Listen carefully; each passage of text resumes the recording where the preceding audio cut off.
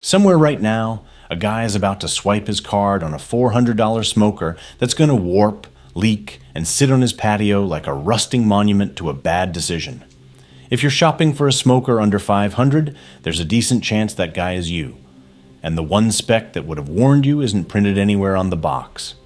The manufacturer left it off on purpose, but after spending an embarrassing number of hours on smoking meat forums and BBQ brethren, reading threads from guys who've been smoking meat since before most of us had mortgages, the answer kept showing up in every single thread. Steel gauge thickness. That's it. That's the spec that separates a smoker lasting 15 years from one that belongs in a landfill by next October. Once you see it, you can't unsee it. 3 smokers under $500 that are actually worth the money, 2 popular models that are genuinely engineered to disappoint you. And the detail nobody at the store is going to mention explains everything. Quick foundation before specific models, because this is the part that changed how I shop for anything with a firebox. Thicker steel holds heat longer. Thicker steel resists warping under 12-hour cooks. And thicker steel is why one smoker weighs 180 pounds while another weighs 70. The Oklahoma Joe Highland's cooking chamber is 2.5 millimeters thick. The Dyna-Glo vertical offset sitting right next to it on the shelf is 1.2 millimeters, less than half. Nobody puts that comparison on the box because it would kill half the sales in the aisle. The Weber Smoky Mountain. 18-inch runs $419 everywhere because Weber enforces pricing. I personally think this is the most underrated piece of outdoor cooking equipment you can buy. Harry Sue, behind Slap Yo Daddy BBQ, has won over 27 grand championships on this exact $400 smoker, competing against $10,000 custom rigs. It's a bullet-style water smoker with porcelain enameled steel, a water pan, and 4 dampers that hold 225 for 8 to 12 hours while you sleep. The design hasn't changed in 40 years because Weber nailed it the first time. The steel gauge is actually thin, roughly 18 to 20 gauge, but the porcelain enamel baked on at 1500 degrees and the near airtight bullet shape compensate. Forum guys on virtual Weber bullet track these lasting 20 years. The one universal complaint is the access door. Weber switched from steel to aluminum to cut costs, and the BBQ community has never forgiven them. A 16 gauge steel replacement from BBQ gaskets costs $20. That's a $20 fix for a 20-year smoker. And honestly, if the worst thing about a $400 cooker is a door you replace once, that's a pretty short complaint list. The Oklahoma Joe's Highland offset is a completely different animal. Lists at $429, drops to $380 on seasonal sales, and Walmart has cleared these for as low as $150 during fall liquidation. At 180 pounds, you feel the 2.5 millimeter chamber the moment you lift the box. But the Highland needs work. I want to be honest about that because the forums are genuinely split. Modification 1, seal every joint with high-temp silicone and Nomex gaskets because this thing leaks everywhere out of the box. Modification 2, extend the smokestack to great level with a $10 tailpipe extension from AutoZone. Without it, one Smoking Meat Forums user measured his built-in gauge reading 350 while his probe at great level showed 225. Modification 3. Install a baffle plate to spread heat evenly. $50 in a weekend afternoon of work transforms this into an offset that punches way above its weight class. If the idea of modifying a brand new purchase bothers you, this isn't your smoker. If you enjoy that kind of project, and you know who you are because your garage already looks like a workshop, this is the best $400 you'll spend. Pay attention to this next one because it explains why the smoker market is changing. The Masterbuilt Gravity Series 5.6. O runs $399 to $499, and the concept is genuinely clever.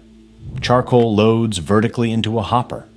Gravity feeds fresh coals down as the bottom layer burns to ash. A PID-controlled fan adjusts airflow automatically. Charcoal flavor, pellet grill convenience, and it reaches 700 degrees for searing, which no pellet grill can touch. And the flavor difference is not subtle. Multiple Smoking Meat Forums users who switched from pellet grills to the Gravity 5.6.0 said the food from their old pellet setup tasted bland by comparison. Real lump charcoal and wood chunks through the hopper produce a smoke ring and bark that pellet grills just can't replicate at this price. The weak spot is 3 cheap micro switches that heat and grease destroy.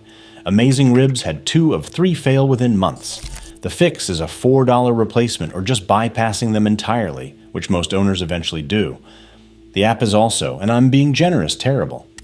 If you can accept switch maintenance as part of ownership, this is the most innovative cooker under $500.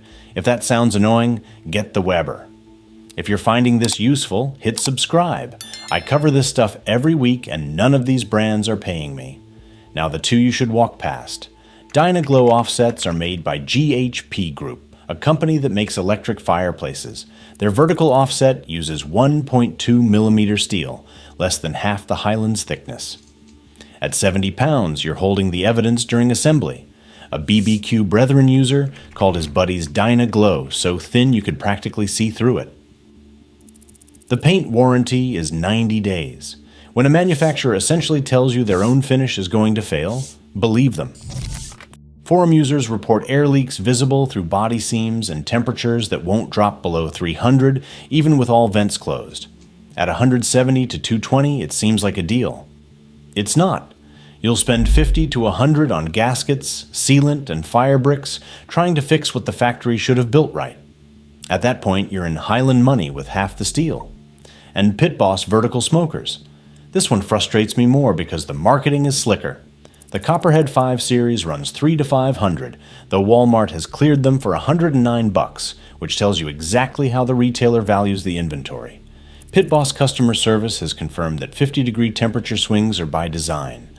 The temperature probe is 1.25 inches long and sits too close to the fire pot, so the display reads 60 to 100 degrees higher than reality. One forum user measured his controller showing 360 while an independent probe read 244. Pit Boss also refuses to publish their steel gauge anywhere, which in this market is an answer by itself. When every competitor is advertising their thickness, silence means the number is embarrassing. If you're wondering how they get away with a controller that doesn't accurately read its own temperature, their warranty literally states there is no written or implied performance warranty. And no, I'm not making that up, so the real list: Weber Smoky Mountain if you want to load it and forget it. Oklahoma Joe Highland if you want to learn stick burning and enjoy a weekend mod project. Masterbuilt Gravity 560 if you want charcoal flavor with digital controls and a $4 maintenance habit. Everything else under $500 is a compromise you'll regret, and the steel gauge thickness is the number that proves it. Next time you're standing in that aisle at Home Depot with 30 smokers lined up in front of you, skip the spec sheet. Just pick it up. If it feels light, walk away. YouTube thinks you'll like this video, so click it. And if you made it to the end, subscribe.